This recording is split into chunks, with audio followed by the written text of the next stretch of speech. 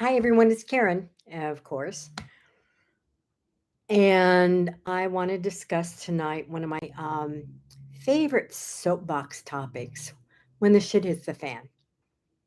Um, whether people want to admit to it or not, the fear of the shit hitting the fan stops them dead. It just does. And sorry. Um, it goes deep. It's not just superficial. Gee, what if I asked Johnny to the dance? Oh, wow. I will, but then he will, turn me down. Certainly that does come up. If I do this, then that will happen. It's the ego rhetoric.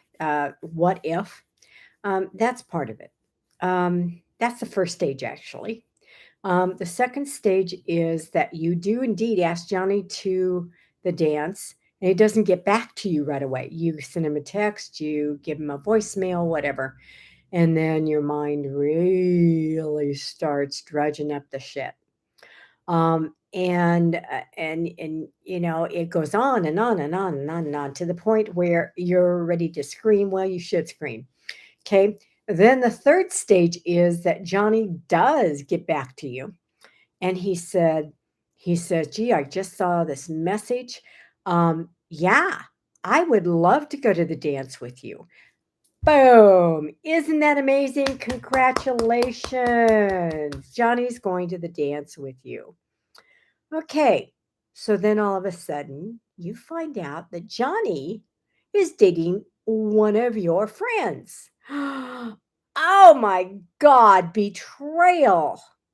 How can my friend do that? She knows I like Johnny, and Johnny knows I like him.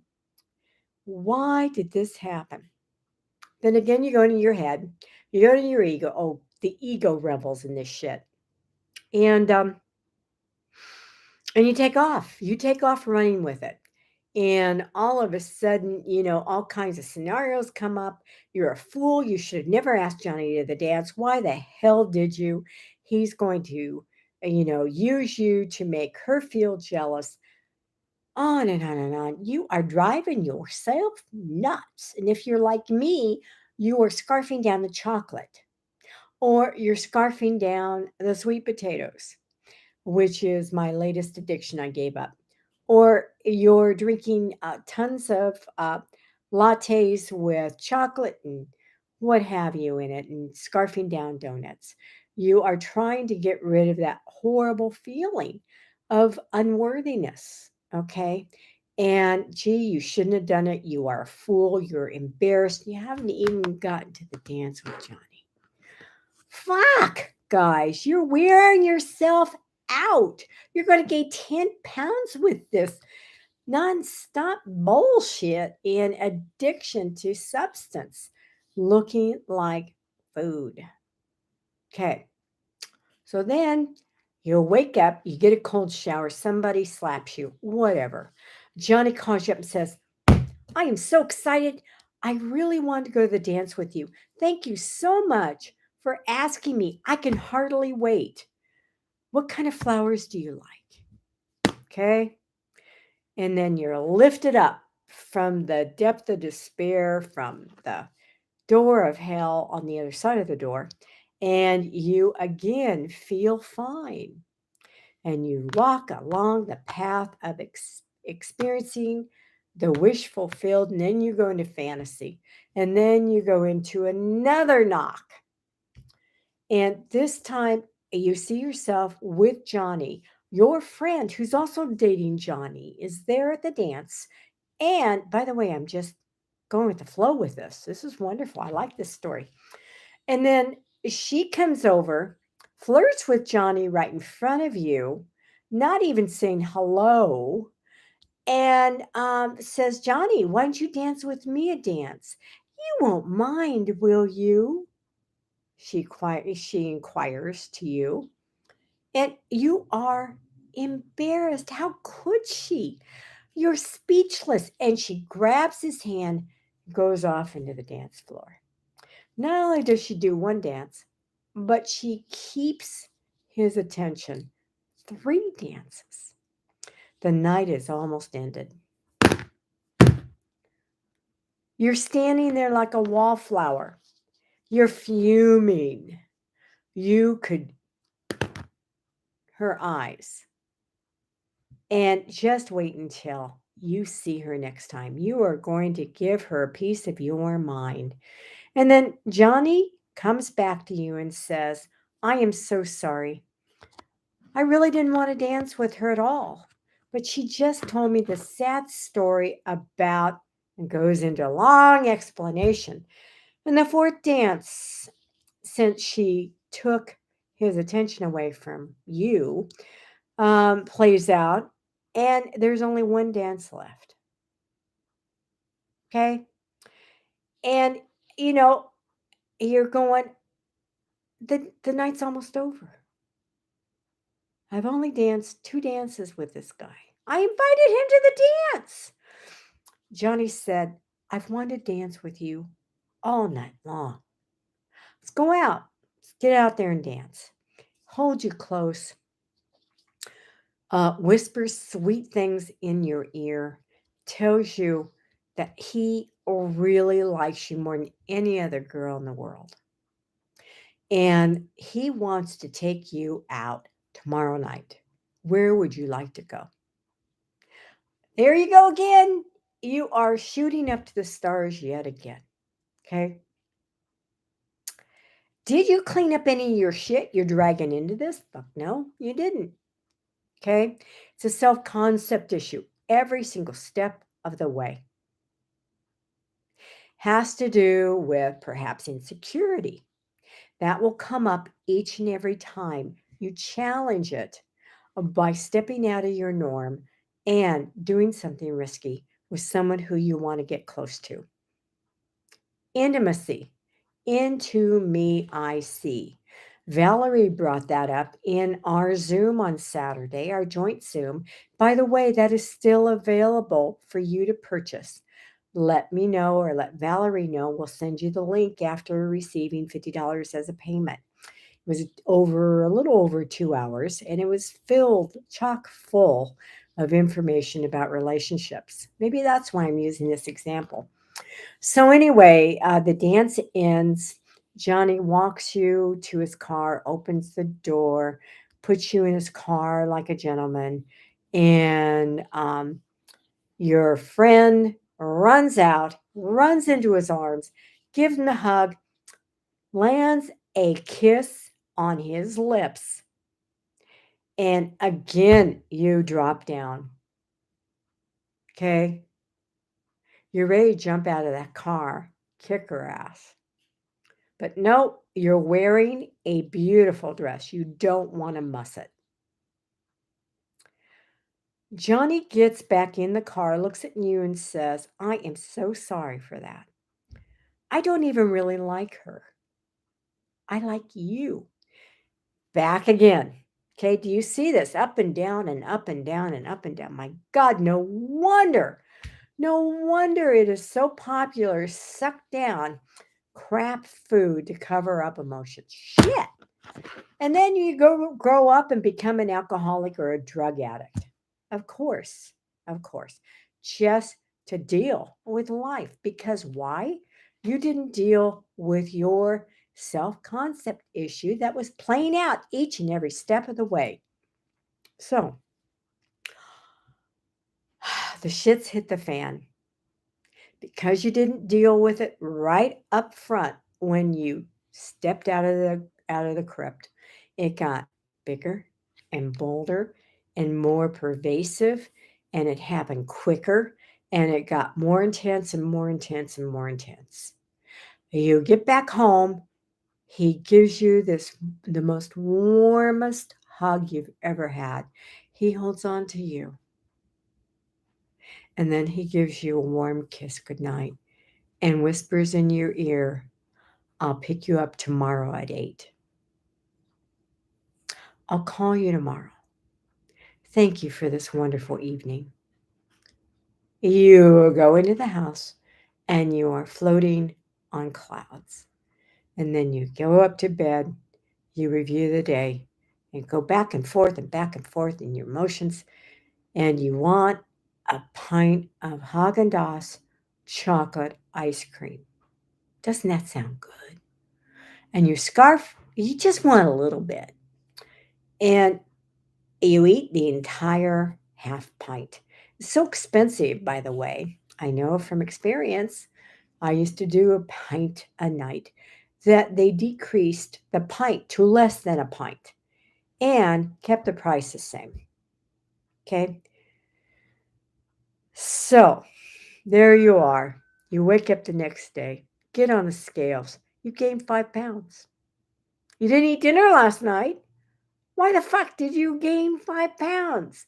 You see, it goes up and down again, up and down. You ate the pint of Haagen-Dazs, less than a pint, all by yourself. You felt guilty. You felt remorse. You went to sleep that way. You woke up in the guilt, in the remorse, got on the scale. Your mind created your reality. All of a sudden, you gained 5 pounds. Fuck. The guilt itself would weigh 5 pounds, okay? Thought makes reality, okay? And then you throw yourself on your bed, you beat the bed, hopefully, to release some of this anxiety. And you say, I am not going to eat all day long. And you literally do not eat all day long. You live on caffeine and you live on diet cola. That's it. And then your nerves start shaking, but that's okay. Johnny called me, can hardly wait to see me. You go out shopping with daddy's credit card and you get this wonderful outfit to wear, and you get your hair done, your nails done, and you're all spiffed up. Guess what? Johnny calls at the last minute, can't make it for some reason. You drop back down and you go to bed, and this time you got one of your mom's Valiums. You took the whole damn thing. You not only slept through the entire night in a drug induced coma, but half the day. You wake up at noon. You went to bed at 6:30. You wake up at noon. And boy, do you feel like crap. You get out of bed, you take a shower, or maybe you don't. You feel so shitty you don't even do that. And you go through your day and you're just dragging. You don't want to hear it from Johnny. You hate your ex friend. You hate the world. You hate yourself. This whole scenario was an acting out of your low self esteem issues that caused the whole thing from start to finish. And this is what happens when the shit hits the fan. Not just once, but every single time. So I have a course, Healing Self Concept. Also, another course, Loving Relationships. Contact me. You'll see the connection down below for me personally on Facebook, or contact me in Messenger on Facebook under Karen Sinclair to look into details on either one of those courses. And take them, take both of them. Then follow it with Goodbye to Guilt. Those 3 courses are, and then thinking yourself thin to get off the fucking addiction that you're on with food. Food abuse. I was talking to Janet earlier today, and I told her the truth. I said the biggest and baddest ass addiction there is today is food. And I don't mean FOOD like vegetables and fruits and nuts and stuff like that. I mean PHOOD. I mean false food. I mean things that are disguised as food, that are nothing but chemicals, manufactured food stuffs, PHOOD stuffs, as in stuffing yourself. Goes into that. Thinking yourself thin is the fourth course I'd recommend. And yes, I do my best work with my courses. And also, guys, I am releasing my book very soon called Fuckity Fuck Fuck Fuck. And if you think the title is funny, wait until you read the book. It's adult. If you don't like the F word, do not get it. You can get it from Amazon when it's published. I will release a video just simply on the publishing of it. So let's go back to when the shit hits the fan. What do you do? What do you do? Well, number one, you become a client of mine. You go through the courses. That's going to clear up the majority of this. And you implement the tools I teach in each one of the courses. You grow up. You grow a big pair of gigantic titanium balls. And you start cleaning up your life. I mean that. And I'm talking to you. And if you're a female, doubly so. Stop playing this bullshit. You are the operant power not only in your life, but in the world. By you, the world follows. Women are natural born leaders. They have been coerced, brainwashed into following people who follow. Who follow what? Their shadow? Their dicks? No, their egos, darlings. Okay? So, step one, take a course from me. Step two, implement all of the tools I give you. Step three, grow a big pair. Clean up your life. Step four, continue to take risks, and this time with the tools I give you in any of my courses, so that you know what you're doing and you go out into the fray with a lot of great tools. Step four, stay out there. Stay out there in the fray. Don't go back. The ego is going to call you back. Have a central desire in your life, such as a good relationship. That would be wonderful. Or maybe the best career you could think of. Okay? Or perhaps abundance. Abundance is mine is another course of mine. I have a dozen, by the way. And keep that as your chief focus, that you are abundant, that you are worthy of a wonderful relationship. And let me tell you one of the tools I give, and it's reciting the mantra, I am love. Capital L love, by the way, and that's unconditional love. I am love, made in love, by love, for love. Recite that as often as you want. That's my freebie to you, dear souls. You are the light of the world. Not only are you here to have all the abundance, all the love, all of the joy, all of the happiness you could ever imagine times 100, but you are here to be the ambassador of love to everyone.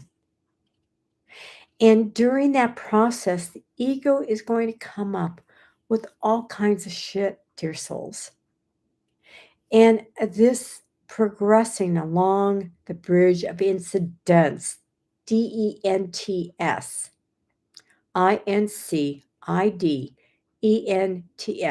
occurrences, happenings along the way, you're going to have a lot of challenges. This is when the shit hits the fan. I'm going to give you a second mantra, and it's in my book. Love brings up anything unlike itself for purposes of healing only. Repeat that 10 times. There's nothing wrong with you. Yes, your ego tells you there is. That's what you have to get over. You can't do that by being a goddamn fucking bliss ninny or by citing spiritual passages from holy scriptures like the Bible or A Course in Miracles or A Course in Love or reciting affirmations or kissing your hand or going out and getting a manicure, coloring your hair, or buying new clothes. All of that is wonderful. Please do all of that. Realize that isn't going to get it. It's going to take someone outside you who's walked the path and muddied themselves and got singed by grabbing those who they lead across the bridge of incidents and holds on to them when the devil comes up and grabs them by the short hairs. I'm one of those. There are several others on Manifesting Mastery. Dave Whitley is one of them. Valerie Carruthers is another. Cheryl is another. Okay? We're all there. Join the group Manifesting Mastery. If you're a female, join Women Empowering Women. And I'm serious about that. I started that group, Women Empowering Women. And I mean the title. I'm a female empowering other females.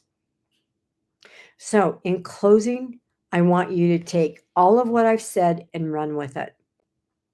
Not on your own. You cannot trust in your own strength. You're too much in the ego. That's badass, big, bald truth. Thank you, my loves. I will talk to you later.